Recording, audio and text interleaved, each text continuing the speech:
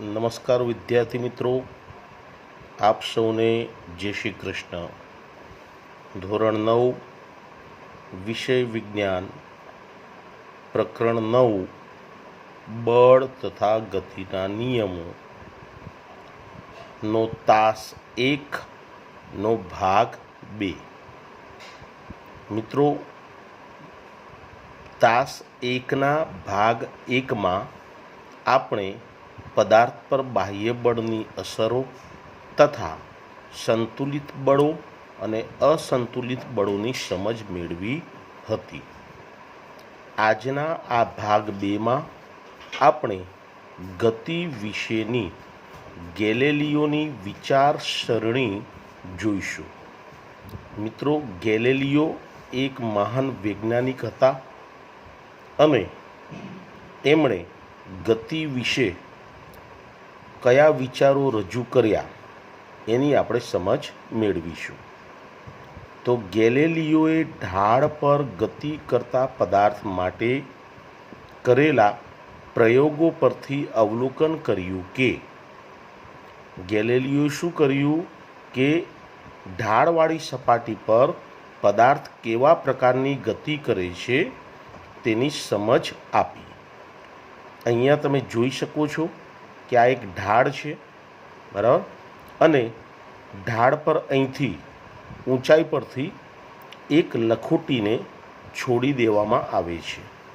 તો તમે બધા આનાથી ખૂબ સારી રીતે પરિચિત છો કે જ્યારે કોઈ પણ પદાર્થ ઢાળવાળી સપાટી પરથી નીચેની તરફ આવે ત્યારે તેના વેગમાં આપણે જાણીએ છીએ કે સતત વધારો થાય છે, બરાબર. અહીંયા લખોટીનો પ્રારંભિક વેગ કેટલો છે? v1, અને જ્યારે તે નીચે આવે છે ત્યારે તેનો વેગ કેટલો થાય છે? v2. તો અહીંયા v1નું મૂલ્ય વધારે હશે કે v2નું? તો સ્વાભાવિકપણે તમારો જવાબ હશે કે v2નું મૂલ્ય વધારે હશે.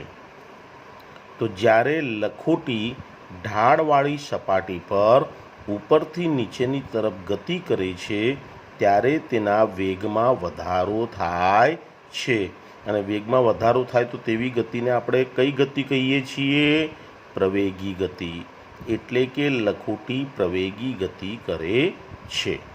અહીંયા v2નું મૂલ્ય v1 કરતાં કેવું હશે? વધારે. v2 ગ્રેટર ધેન v1, બરાબર, કેમ કે અંતિમ વેગ વધુ હશે અને પ્રારંભિક વેગ કેવો હશે? ઓછો. હવે આપણે એનાથી ઊંધું વિચારીએ કે જો ઢાળવાળી સપાટી પર કોઈ પદાર્થને નીચેથી ઉપરની તરફ ગતિ કરાવવામાં આવે તો શું થાય?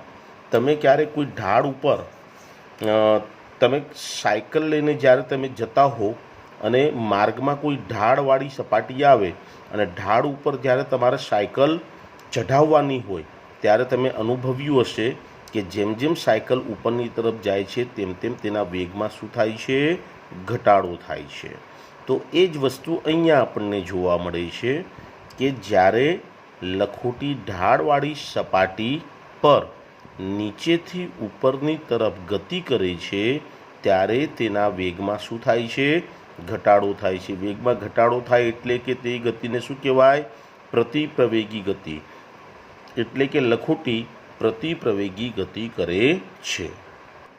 અહીંયા આપણે જોઈ શકીએ છીએ કે આ લખોટી જે છે નીચેથી ઉપરની તરફ જાય છે તો એનો પ્રારંભિક વેગ કેટલો છે? v1. અંતિમ વેગ કેટલો છે? v2. તો અહીંયા કયા વેગનું મૂલ્ય વધારે હશે? પ્રારંભિક વેગ v1નું મૂલ્ય વધારે હશે અને અંતિમ વેગનું મૂલ્ય કેવું હશે? ઓછું. એટલે કે v1 ગ્રેટર ધેન v2, અથવા તો v2 લેસ ધેન v1. એટલે કે v2 મૂલ્ય v1 કરતાં ઓછું છે, v2 લેસ ધેન v1. તો અહીં તો આપણે વાત કરી એક ઢાળવાળી સપાટીની, બરાબર, અને આ આપણે અનુભવેલું પણ છે.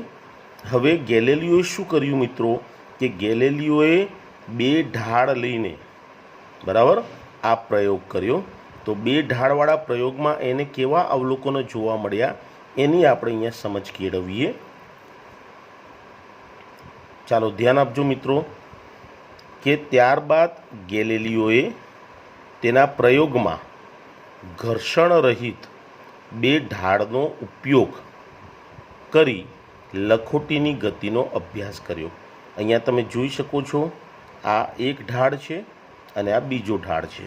અને અહીંયા એવું આપણે ધારી લઈએ છીએ કે આ ઢાળની સપાટી કેવી છે? ઘર્ષણ રહિત. વાસ્તવમાં જોવા જાઓ તો ઘર્ષણ રહિત કોઈ સપાટી આ વિશ્વમાં અસ્તિત્વ ધરાવતી નથી. પરંતુ અહીંયા આપણે એવું કલ્પી લઈએ કે આ બંને ઢાળની સપાટી કેવી છે? ઘર્ષણ રહિત. તો કે ત્યારબાદ ગેલેલિયોએ તેના પ્રયોગમાં ઘર્ષણ રહિત બે ઢાળનો ઉપયોગ કરી લખોટીની ગતિનો અભ્યાસ કર્યો અને તેના પરથી અવલોકન કર્યું કે આકૃતિમાં દર્શાવ્યા પ્રમાણે બે સમાન ઢાળવાળી ઘર્ષણ રહિત સપાટીઓમાંથી કોઈ એક ઢાળ પરથી અમુક ઊંચાઈએથી લખોટીને ધક્કો માર્યા વગર ગતિ કરવા દેવામાં આવે તો લખોટી બીજા ઢાળ પર તેટલી જ ઊંચાઈ સુધી પહોંચે છે. તો મિત્રો અહીંયા ગેલેલિયોએ શરૂઆતમાં શું કર્યું કે બંને ઢાળ જે છે એ બંને ઢાળ સરખા રાખ્યા. બંને ઢાળ સરખા રાખે એટલે અહીંયા ઢાળ સરખા ક્યારે કહેવાશે? તો આ સમક્ષિતિજ સપાટી છે, બરાબર. અને સમક્ષિતિજ સપાટી સાથે આ ઢાળ, બરાબર, એ કેટલો ખૂણો બનાવે છે? θ1નો. એ જ રીતે આ ઢાળ કેટલો ખૂણો બનાવે છે? θ2નો. તો બંને ઢાળ સમક્ષિતિજ સાથે જ્યારે સરખા ખૂણા બનાવશે, બરાબર, આ બંને ખૂણાના માપ θ1 બરાબર θ2 થશે તો આ બંને ઢાળ સમાન છે તેમ કહેવાશે, બરાબર. અહીં લખોટી બંને ઢાળ પર સમાન અંતર કાપે છે. અહીંયા જુઓ મિત્રો, આ કિસ્સામાં θ1 બરાબર θ2, θ1 અને θ2 આ બંને ખૂણાના મૂલ્યો સરખા છે. એનો અર્થ એ થયો કે બંને ઢાળ કેવા છે? સરખા, બરાબર. અને અહીંયા આ પહેલા ઢાળની ઊંચાઈ, બરાબર, અહીંયા h1 લીધી. તો અહીંયા h1 જેટલી ઊંચાઈ પરથી જ્યારે લખોટીને આ ઢાળ પરથી છોડી મૂકવામાં આવે છે ત્યારે લખોટી આ ઢાળ પરથી ગતિ કરીને નીચે આવે છે અને તે બીજા ઢાળ પર ઉપરની તરફ ગતિ કરે છે. અને ક્યાં સુધી મિત્રો ગતિ કરશે? તો જ્યાં સુધી તેને h1 જેટલી ઊંચાઈ આ ઢાળ પર પ્રાપ્ત નહીં થાય ત્યાં સુધી તે ગતિ કરશે. તો અહીંયા લખોટી ગતિ કરીને અહીંયા પહોંચી તો આ ઊંચાઈને આપણે કેટલી ધાર લઈએ? h2. તો આ h2નું મૂલ્ય કોના જેટલું હશે? h1 જેટલું, બરાબર. એટલે કે h1 બરાબર h2, બરાબર. તો ઊંચાઈ સરખી થઈ. તો એમણે કાપેલ અંતર, તો આ ઢાળ પર લખોટીએ કેટલું અંતર કાપ્યું? d1 જેટલું. અને આ ઢાળ પર લખોટીએ કેટલું અંતર કાપ્યું? તો કે d2 જેટલું. તો આ બંને અંતરના મૂલ્યો પણ કેવા થશે? સરખા. ફરી મિત્રો આ એક ઘટનાને સમજી લેજો કે જ્યારે, બરાબર, ઘર્ષણ રહિત, બરાબર, બે સમાન ઢાળવાળી ઘર્ષણ રહિત સપાટીઓમાંથી કોઈ એક ઢાળ પરથી અમુક ઊંચાઈએથી લખોટીને જ્યારે ધક્કો માર્યા વગર છોડી દેવામાં આવે છે ત્યારે તે લખોટી, બરાબર, બીજા ઢાળ પર તેટલી જ ઊંચાઈ સુધી પહોંચે છે. એટલે કે h1 બરાબર h2. ખ્યાલ આવી ગયો હશે, બરાબર. હવે આપણે થોડા આગળ વધીએ કે હવે ગેલેલિયોએ શું કર્યું? તો આ પહેલાં તમને આ પહેલી ઘટના પરથી તમને એટલો ખ્યાલ આવી જવો જોઈએ કે કોઈ પણ પદાર્થ જેટલી ઊંચાઈ પરથી નીચેની તરફ આવે છે ત્યારે તે બીજી તરફ તેટલી જ ઊંચાઈ પ્રાપ્ત કરવાનો ગુણ ધરાવે છે. અને જ્યાં સુધી તેની મૂળ ઊંચાઈ પ્રાપ્ત નહીં થાય ત્યાં સુધી તે બીજી તરફ ગતિ કરે છે, બરાબર. હવે ગેલેલિયોએ શું કર્યું એ આપણે જોઈએ. તો હવે પહેલી સપાટીનો ઢાળ અચળ રાખી, એટલે પહેલી સપાટીનો જે ઢાળ હતો એમાં એણે કોઈ ફેરફાર ન કર્યો. આ ઢાળને એટલું જ રાખ્યો, બરાબર. એટલે ખૂણો θ1 એમને એમ જ રાખ્યો. અને બીજી સપાટીનો ઢાળ જ્યારે ઘટાડવામાં આવે છે, બરાબર, ઢાળ ઘટાડવામાં આવે છે. ઢાળ ક્યારે ઘટશે? તો જ્યારે અહીંયા ઢાળે સમક્ષિતિજ સપાટી સાથે બનાવેલા ખૂણાનું મૂલ્ય જેમ ઘટતું જશે તેમ ઢાળનું મૂલ્ય પણ ઘટતું જશે. અહીંયા ઢાળ વધારે છે તેમ કહેવાય, અહીંયા ઢાળ ઓછો છે. આ ઢાળ ઘટતો જાય છે મિત્રો, ખ્યાલ આવે છે? બરાબર. તો ઘટાડવામાં આવે ત્યારે લખોટી પહેલાં ઢાળ જેટલી જ ઊંચાઈ પ્રાપ્ત કરે છે, પરંતુ આ માટે તે બીજી સપાટી પર વધુ અંતર કાપે છે. બરાબર મિત્રો, ચાલો આપણે આને વસ્તુ સમજીએ કે આપણે સૌથી પહેલાં આપણે આની વાત કરીશું. બરાબર, આની વાત કરીએ. અહીંયા ખૂણાનું મૂલ્ય કેટલું છે? θ2. θ2 આ ખૂણો જે છે એ θ1 કરતાં કેવો છે? વધારે છે. બરાબર, એટલે અહીંયા ઢાળનું મૂલ્ય પણ કેવું છે? વધારે. ઢાળનું મૂલ્ય વધારે છે તો આટલી h1 જેટલી ઊંચાઈ જે છે, અહીંયા જુઓ, h1 જેટલી ઊંચાઈ એ અહીંયા થશે. બરાબર, અહીંયા જ્યારે લખોટી આવશે ત્યારે તે h1 જેટલી ઊંચાઈ પ્રાપ્ત કરશે. તો જ્યારે આ ઢાળ પરથી લખોટીને h1 જેટલી ઊંચાઈ પરથી છોડી દેવામાં આવે છે ત્યારે તે નીચેની તરફ ગતિ કરે છે અને આ બીજા ઢાળ ઉપર તે h1 જેટલી ઊંચાઈ પ્રાપ્ત કરશે. હવે જ્યારે તે h1 જેટલી ઊંચાઈ પર આવશે તો એણે બીજા ઢાળ પર કેટલું અંતર કાપ્યું કહેવાશે? d2 જેટલું. બરાબર, અહીંયા d2નું મૂલ્ય જે છે એ d1 કરતાં કેવું દેખાય છે તમને? ઓછું. બરાબર, એ જ પ્રમાણે હવે શું કરવામાં આવ્યું કે ઢાળનું મૂલ્ય ઘટાડવામાં આવ્યું. ઢાળનું મૂલ્ય ઘટાડવામાં આવ્યું તો અહીંયા હવે આપણે આ ઢાળની વાત કરીશું. આ ઢાળ જોઈએ. બરાબર, અહીંયા ખૂણો કેટલાનો છે? θ3. θ2 કરતાં θ3 કેવો છે? નાનો, ઓછો છે. ઓછો છે એટલે ઢાળનું મૂલ્ય પણ ઘટશે. હવે અહીંથી જ્યારે h1 જેટલી ઊંચાઈ પરથી લખોટીને છોડી દેવામાં આવે એટલે લખોટી નીચેની તરફ આવશે અને આ ઢાળ ઉપર તે h1 જેટલી ઊંચાઈ સુધી પહોંચશે. અહીંયા પહોંચશે. અહીંયા પહોંચશે એટલે એની ઊંચાઈ કેટલી થઈ ગઈ? h1 જેટલી થઈ ગઈ કે નહીં? આ ઢાળ ઉપર h1 જેટલી ઊંચાઈ એણે પ્રાપ્ત કરી તો એ વખતે તેણે કેટલું અંતર કાપ્યું? તો d3 જેટલું કાપ્યું. તો અહીંયા તમે જોઈ શકો છો કે d2 કરતાં d3નું મૂલ્ય કેવું છે? વધારે છે. બરાબર, તો ઢાળનું મૂલ્ય જેમ ઘટે તેમ તેના પર લખોટીએ કાપેલું અંતરનું મૂલ્ય વધશે. હવે આપણે ત્રીજા ઢાળની વાત કરીએ. અહીંયા આગળ ત્રીજો ઢાળ, તો આ ખૂણો જે છે θ4. θ4નું મૂલ્ય θ2 અને θ3 કરતાં પણ ઓછું છે. એટલે આ જે ત્રીજો ઢાળ છે એ ઢાળનું મૂલ્ય પણ કેવું છે? આ બંને ઢાળ કરતાં ઓછું છે.